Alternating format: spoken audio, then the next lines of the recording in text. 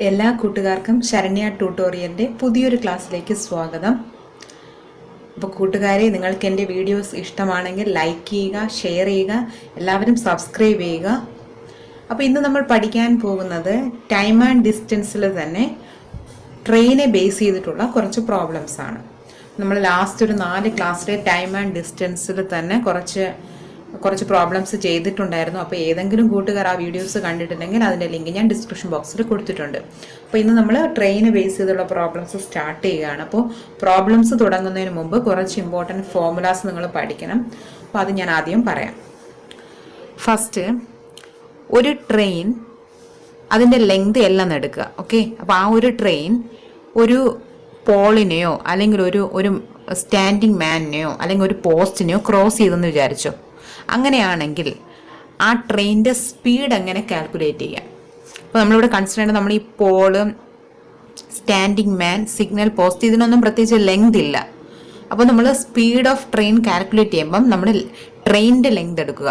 നമ്മൾ സ്പീഡ് എന്ന് പറഞ്ഞാൽ എന്താ? ഡിസ്റ്റൻസ് ബൈ ടൈം ആണല്ലേ. അപ്പോൾ നമ്മൾ ട്രെയിനിൻ്റെ സ്പീഡ് കാൽക്കുലേറ്റ് ചെയ്യുമ്പോൾ ട്രെയിനിൻ്റെ ലെങ്ത് എടുക്കുക. അതാണ് നമ്മൾ ഡിസ്റ്റൻസ് ആയിട്ട് കൺസിഡർ ചെയ്യുന്നത്. അപ്പോൾ length of train divide by time taken to pass, അതായത് എത്ര ടൈം കൊണ്ടാണ് ആ പോളിനെയോ സ്റ്റാൻഡിങ് മാനിൻ്റെയോ സിഗ്നൽ പോസ്റ്റിനെയോ പാസ് ചെയ്ത ടൈം. മനസ്സിലായോ?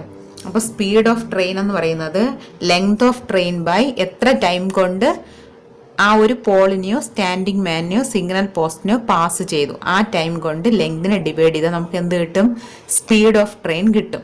ഓക്കെ, സെക്കൻഡ് കോൺസെപ്റ്റ് എന്ന് പറയുന്നത്, ഇനി ഈ ട്രെയിനിൻ്റെ ലെങ്ത് L, ഈ ട്രെയിൻ വേറൊരു സ്റ്റേഷനറി ഒബ്ജക്റ്റിനെ പാസ് ചെയ്യണം. ആ സ്റ്റേഷനറി ഒബ്ജക്റ്റിന് ഒരു പർട്ടിക്കുലർ ലെങ്ത് ഉണ്ട്, അത് നമുക്ക് B എന്ന് എടുക്കാം.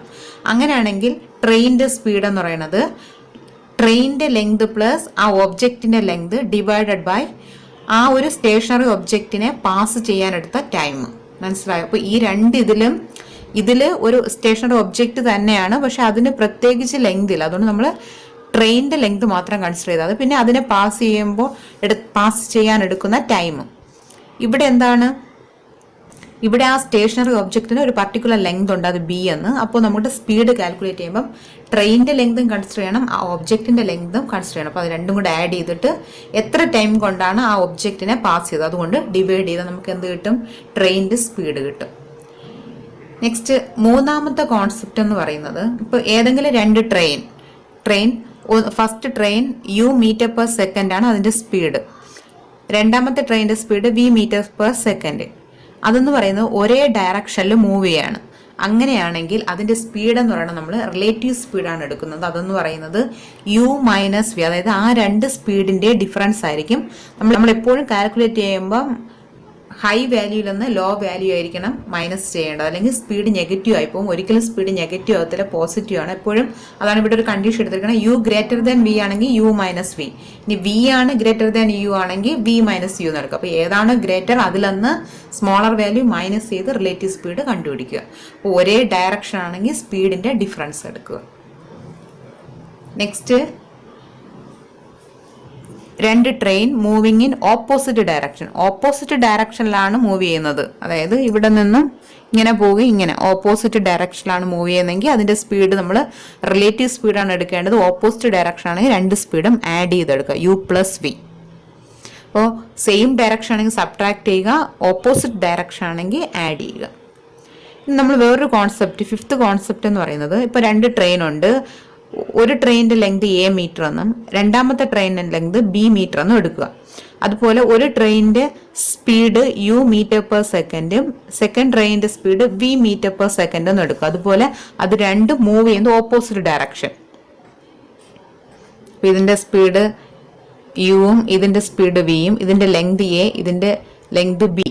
അങ്ങനെയാണെങ്കിൽ ഈ രണ്ട് ട്രെയിനും ക്രോസ് ചെയ്യാൻ എടുക്കുന്ന ടൈം എന്ന് പറയുന്നത് നമുക്കറിയാം T is equal to distance by speed വരും. ഓക്കെ, നമുക്ക് അതായത് speed is equal to distance by time ആണെങ്കിൽ T is equal to distance by speed വരും.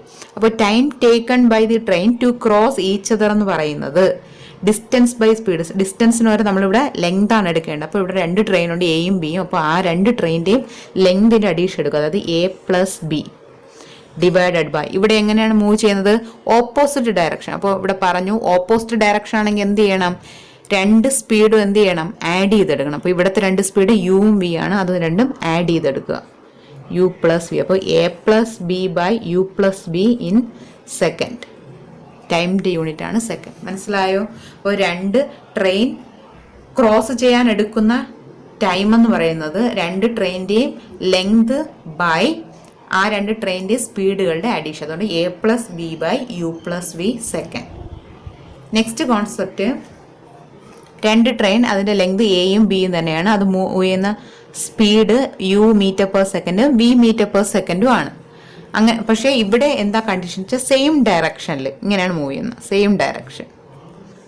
ഓക്കെ, അങ്ങനെയാണെങ്കിൽ ഫാസ്റ്റർ ട്രെയിൻ, ഇതിൽ ഒന്ന് എന്തായാലും ഫാസ്റ്റർ, ഒരേ സ്പീഡല്ല, രണ്ടും രണ്ട് സ്പീഡാണ്, യുവും വിയും ആണ്. അപ്പോൾ ഫാസ്റ്റർ ട്രെയിൻ സ്ലോവർ ട്രെയിനെ, അതായത് ഫാസ്റ്റായിട്ട് മൂവ് ചെയ്യുന്ന ട്രെയിൻ സ്ലോ ആയിട്ട് മൂവ് ചെയ്യുന്ന ട്രെയിനെ ക്രോസ് ചെയ്യാൻ എടുക്കുന്ന ടൈം, ഇങ്ങനെ ക്രോസ് ചെയ്ത് പോകാൻ എടുക്കുന്ന ടൈം എന്ന് പറയുന്നത് കാൽക്കുലേറ്റ് ചെയ്യാൻ ഒരു ഫോർമുലയുണ്ട്. അതായത് നമുക്കറിയാം time is equal to distance by സ്പീഡാണ്. അപ്പോൾ ഇവിടെ ഡിസ്റ്റൻസ് സെയിം തന്നെയാണ്, ലെങ്തുകളുടെ അഡീഷൻ. അതായത് എ പ്ലസ് ബി ബൈ, ഇവിടെ എന്താണ് ഡയറക്ഷൻ? Same direction. അതുകൊണ്ട് എന്ത് ചെയ്യണം? റിലേറ്റീവ് സ്പീഡ് എടുക്കുമ്പോൾ സബ്ട്രാക്ട് ചെയ്യണം. അപ്പോൾ U minus V in second. മനസ്സിലായോ? അപ്പോൾ time taken by the faster train to cross the slower train should be equal to രണ്ട് ട്രെയിനിന്റെ ലെങ്തിന്റെ addition divided by relative speed. Same direction ആയതുകൊണ്ട് സബ്ട്രാക്ട്. ഇത്രയും നോട്ട്സിനെ ബേസ് ചെയ്താണ് നമ്മളിപ്പോൾ കുറച്ച് പ്രോബ്ലം ചെയ്യുന്നത്. First question, a train running at the speed of 60 km/h crosses a pole in 9 seconds. What is the length of the train? അപ്പോൾ ഇവിടെ എന്താണ് പറഞ്ഞിരിക്കുന്നത്? ഒരു ട്രെയിൻ അതിന്റെ സ്പീഡ് തന്നിട്ടുണ്ട്, 60 km/h തന്നിട്ടുണ്ട്. അത് ഒരു പോളിനെ ക്രോസ് ചെയ്യാൻ എടുക്കുന്ന ടൈം തന്നിട്ടുണ്ട്. അപ്പൊ ടി തന്നിട്ടുണ്ട് 9 സെക്കൻഡ്. അങ്ങനെയാണെങ്കിൽ ലെങ്ത് ഓഫ് ദി ട്രെയിൻ ആണ് കണ്ടുപിടിക്കേണ്ടത്. അപ്പൊ നമുക്കറിയാം ഇത് പോളിനെയാണ് ക്രോസ്, അപ്പൊ പോളിന്റെ ലെങ്ത് ഒന്നുമില്ല. അപ്പൊ നമുക്ക് സാധാരണ നമ്മൾ എന്തിനാ ട്രെയിനിന്റെ ലെങ്ത് മാത്രമേ ഉള്ളൂ. അപ്പൊ നമുക്ക് എങ്ങനെ എടുക്കാം? Speed equal to length of train by time. അപ്പൊ നമുക്ക് എന്താണ് കാൽക്കുലേറ്റ് ചെയ്യേണ്ടത്? Length equal to speed into time. അപ്പോൾ സ്പീഡ് എത്രയുണ്ട്? 60 km/h തന്നിരിക്കുന്നത്. നമുക്ക് ഇവിടെ മീറ്ററിലാണ് കണ്ടുപിടിക്കുന്നത്. അപ്പോൾ നമ്മൾ ഈ km/h മീറ്റർ പെർ സെക്കൻഡിലോട്ട് കൺവേർട്ട് ചെയ്യുക. അപ്പോൾ അതിനുവേണ്ടി 5/18 കൊണ്ട് മൾട്ടിപ്ലൈ ചെയ്യുക. ദെൻ ഇൻറ്റു ടൈം എത്രയാണ്? 9 സെക്കൻഡ്. നമുക്കിവിടെ ക്യാൻസൽ ചെയ്യാം. 9 2 ടൈംസ്, ദെൻ 2 കൊണ്ട് ഇവിടെ 30. അപ്പോൾ 3 × 5 എന്ന് പറയുന്നത് 15. So 150 metre. ഇതാണ് ട്രെയിനിന്റെ ലെങ്ത്. ഇവിടെ ഓപ്ഷൻ ഡി ആണ് വരുന്നത്, 150 metre. Next question, a train 125 meter long passes a man running at 5 km/h in the same direction in which train is going in 10 seconds. The speed of the train is. അപ്പോൾ ഇവിടെ എന്താണ് പറയുന്നത്? നമുക്ക് ട്രെയിനിന്റെ length തന്നിട്ടുണ്ട്. അപ്പോൾ ട്രെയിനിന്റെ length L is equal to 125 metre.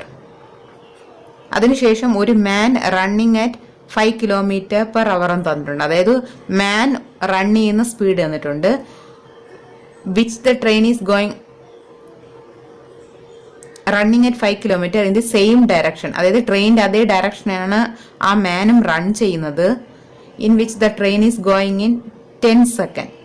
ആ ട്രെയിൻ ആ മാനെ പാസ് ചെയ്യുന്നത് ഏത് ടൈമിലാണ്? 10 സെക്കൻഡിലാണ് തന്നിട്ടുണ്ട്. അങ്ങനെയാണെങ്കിൽ ട്രെയിനിന്റെ സ്പീഡാണ് കണ്ടുപിടിക്കുന്നത്. അപ്പോൾ നമുക്കിവിടെ മനസ്സിലായി, നമുക്കിവിടെ റിലേറ്റീവ് സ്പീഡ് ഉണ്ട്. അപ്പോൾ നമുക്ക് എങ്ങനെ എടുക്കാം? റിലേറ്റീവ് സ്പീഡാണ് ഇവിടെ ഉള്ളത്. Relative speed equal to length of train by time taken to pass the man. അപ്പോൾ എത്ര കിട്ടും? 10 സെക്കൻഡ്.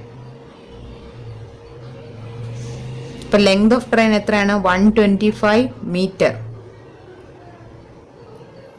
ഡിവൈഡഡ് ബൈ 10 സെക്കൻഡിലാണ് പാസ് ചെയ്തത്. അപ്പൊ നമുക്ക് ഇതിൽ നമുക്ക് എത്ര കിട്ടും? 5 കൊണ്ട് ഡിവൈഡ് ചെയ്യാം. ഇപ്പൊ 2 2 5 25/2 മീറ്റർ പെർ സെക്കൻഡ്. ഓക്കെ, അപ്പൊ നമുക്കിവിടെ റിലേറ്റീവ് സ്പീഡാണ് കിട്ടിയത് എന്തോന്ന് 25/2 മീറ്റർ/സെക്കൻഡ്. അപ്പൊ നമുക്ക് ഇതിനെ കിലോമീറ്റർ/അവറിലോട്ട് കൺവേർട്ട് ചെയ്യാൻ 25/2 ഇൻറ്റു കിലോമീറ്റർ/അവറിലോട്ട് കൺവേർട്ട് ചെയ്യാൻ 18/5 കൊണ്ട് മൾട്ടിപ്ലൈ ചെയ്യുക. 5 ദെൻ 9 എത്രയുടെ 45 km/h എന്ന് കിട്ടി. അപ്പൊ ഇത് കിട്ടിയത് നമുക്ക് റിലേറ്റീവ് സ്പീഡാണ് കിട്ടിയത് അല്ലേ. അപ്പൊ നമുക്ക് റിലേറ്റീവ് സ്പീഡ് എങ്ങനെ എഴുതാം? ട്രെയിനിന്റെ സ്പീഡ് നമുക്ക് അറിയത്തില്ല. അപ്പൊ നമുക്ക് എക്സ് എന്ന് എടുക്കാം. എക്സ് മൈനസ്, കാരണം ഇത് സെയിം ഡയറക്ഷൻ, അപ്പൊ നമുക്ക് ഡിഫറൻസ് ആണ് എടുക്കേണ്ടത്. മാന്റെ സ്പീഡ് എത്രയും തന്നിട്ടുണ്ട് ഇവിടെ 5 km/h എന്ന് തന്നിട്ടുണ്ട്. അപ്പൊ 5 സീക്വൽ ടു എത്ര കിട്ടി? 45 km/h എന്ന് കിട്ടി. അങ്ങനെയാണെങ്കിൽ ട്രെയിനിന്റെ സ്പീഡ് എത്ര കിട്ടും? 45 + 5 എത്ര കിട്ടി? 50 km/h.